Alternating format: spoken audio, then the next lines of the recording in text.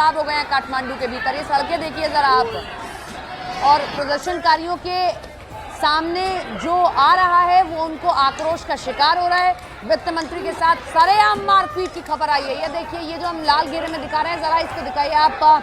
ये जो भागते हुए दिख रहे हैं, ये वित्त मंत्री हैं सरकार के।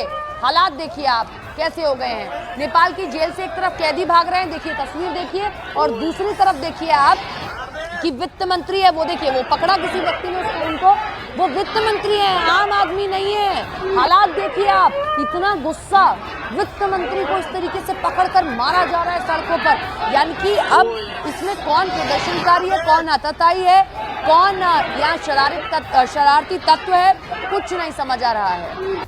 अब देखिए जरा कितना अब बुरी हाल होगा या कितना बुरा हाल होगा कि वहाँ कोई कंट्रोल में नहीं है, ना पुलिस के कंट्रोल में, ना सेना के कंट्रोल में, सरकार का कंट्रोल तो आप छोड़ ही दीजिए।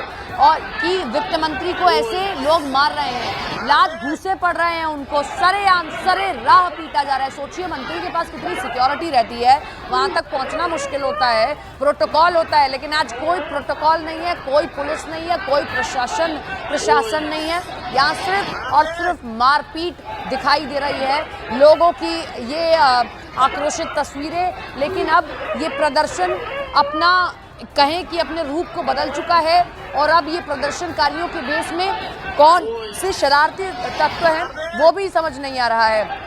ये देखिए, ये तस्वीर भी इंटरेस्टिंग है, जरा पहली वाली तस्वीर देखिए।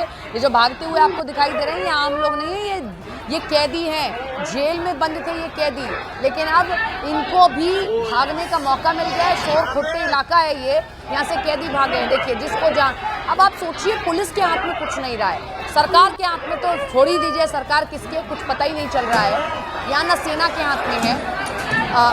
आनंद आप भी जरा डिस्क्राइब करते रहें, जेल से कैदी भाग रहे हैं, वित्त मंत्री सड़कों पर पिट जा रहे हैं, लग रहा है जैसे अभी कहते हैं कि नेपाल पूरी तरीके से अनाथ दिखाई दे रहा है, कोई सोचने समझने वाला नहीं है नेपाल में। देखिए बिल्कुल, ये तो साफ है कि अराजकता का माहौल था और लगातार सरकार के खिलाफ जो है वो यहाँ की जनता थी। लेकिन जनता सरकार से अपनी बात कहे तो किस तरह से कहे, और उसके बाद जब लोगों को लगा कि अब उनके सब्र का बांध टूट रहा है तो वो सड़कों पे आए। यहाँ के लोगों का कहना है, हमने बहुत सारे लोगों से बात की, कि केवल सोशल मीडिया तो एक छोटा सा मुद्दा है, लेकिन जो सबसे महत्वपूर्ण मुद्दा था जिससे कि यहाँ की जनता दो चार हो रही थी, यहाँ की जनता त्रस्त थी, अपनी बात किसी नेता मंत्री, किसी जनप्रतिनिधि से कह नहीं पा रही थी, और वो मुद्दे थे जो आम लोगों से जुड़े हुए हैं, उन पर सुनवाई नहीं हो रही थी सरकार की। और उसके बाद लोगों को सड़कों पे आना पड़ा, और हमने देखा कि उसके बाद तस्वीर क्या थी नेपाल की, जहाँ पे लोग टूरिस्ट घूमने फिरने आते हैं, वहाँ की तस्वीर कुछ बदली हुई थी।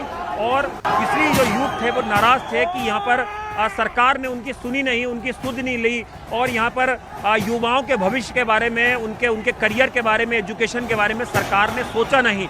और यही तमाम मुद्दे थे जो इतना बड़ा प्रदर्शन का रूप ले लेते हैं, जिसके बाद सरकार उग्र होती है, सरकार कानून हाथ में लेती है, और सरकार वहाँ पे गोलीबारी तक कराती है, जिसमें कि जो बच्चे हैं, जो छात्र हैं, उन लोगों की दर्दनाक मौत हो जाती है। और उसके बाद जो लोगों का गुस्सा था वो और ज़्यादा फूट पड़ा। अभी लोगों का कहना है कि केवल प्रधानमंत्री ने अगर इस्तीफा दे दिया, या कुछ मंत्रियों ने इस्तीफा दे दिया, सांसदों ने इस्तीफा दे दिया, इससे बात नहीं बनेगी।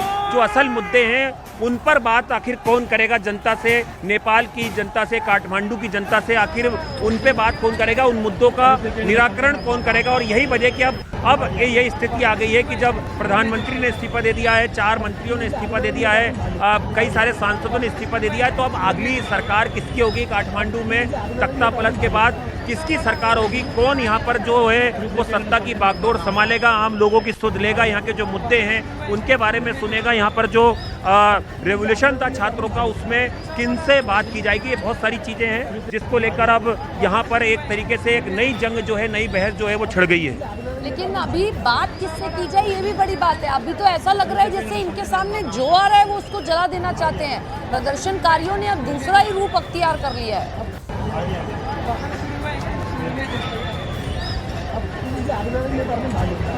आनंद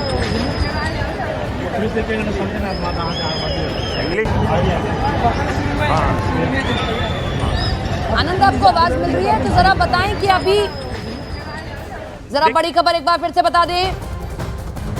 पीएम ओली एयरपोर्ट पहुंचे हैं। नेपाल छोड़ने की तैयारी में पीएम केपी ओली। बड़ी खबर इस वक्त की, इस्तीफा दे दिया है, देश अस्थिर हो चुका है और नेपाल छोड़ सकते हैं थोड़ी ही देर में। पीएम केपी ओली थोड़ी देर पहले राष्ट्रपति को अपना इस्तीफा भेजा था। इस वक्त की बड़ी खबर आप देख रहे हैं। हालांकि एयरपोर्ट को बंद किया गया है। हम अपने सहयोगी आनंद के कैमरे के जरिए भी देख रहे थे, वो भी खुद बता रहे थे कि एयरपोर्ट की जगह पर ही वो मौजूद है, वहाँ कोई वाहन नहीं चल रहा है। लोग अपने आप अब आ रहे हैं क्योंकि उनको कोई वाहन नहीं मिल पा रहा है। आनंद, आवाज मिल पा रही है तो जरा नजर बनाए रखें, क्योंकि हो सकता है कि केपी ओली अब छोड़ दे देश और राष्ट्रपति यहाँ से भागकर दुबई पहुंच जाए। देखिए, बिल्कुल यहाँ के कुछ युवा हमारे साथ हैं। 4 मंत्री ने इस्तीफा दे दिया और लगातार आप लोग ये मांग कर रहे हैं कि प्रधानमंत्री इस्तीफा दें नैतिक जिम्मेदारी से, और प्रधानमंत्री का इस्तीफा।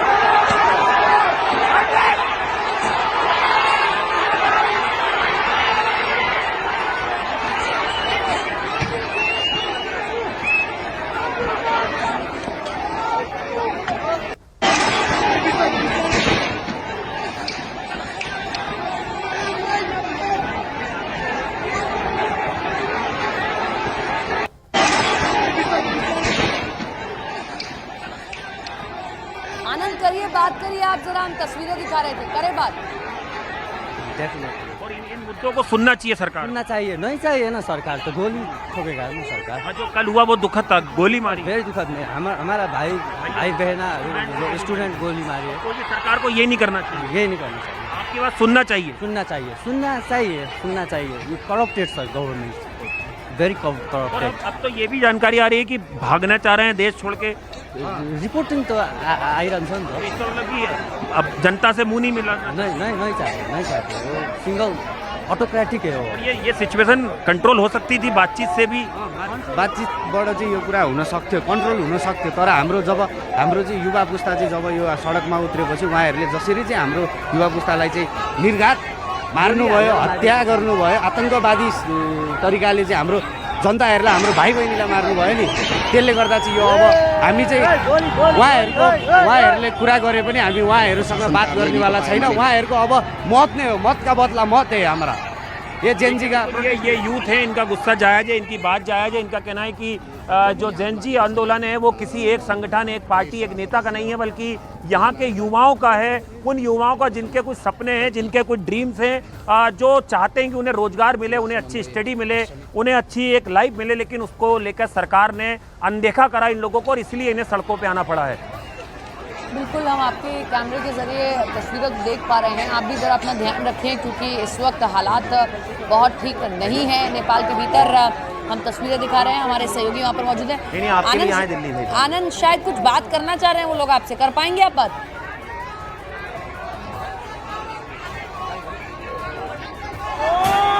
मैं लौट रही हूँ आनंद आपके पास में। 4 तस्वीरें हम दिखा रहे हैं, ये तस्वीरें देखिए, जलते हुए काठमांडू की तस्वीरें आप देख रहे हैं। एक शासक आता है, अपनी मर्जी की चीज़ें चलती हैं। जब कहा जाता है कि करप्शन हो रहा है, जब कहा जाता है कि लैक ऑफ जॉब अपॉर्चुनिटीज़ हैं, यानी कि जॉब की अपॉर्चुनिटीज़ नहीं बची हैं, बार बार शिकायतें, लेकिन एक फैसले ने सरकार की तारीख में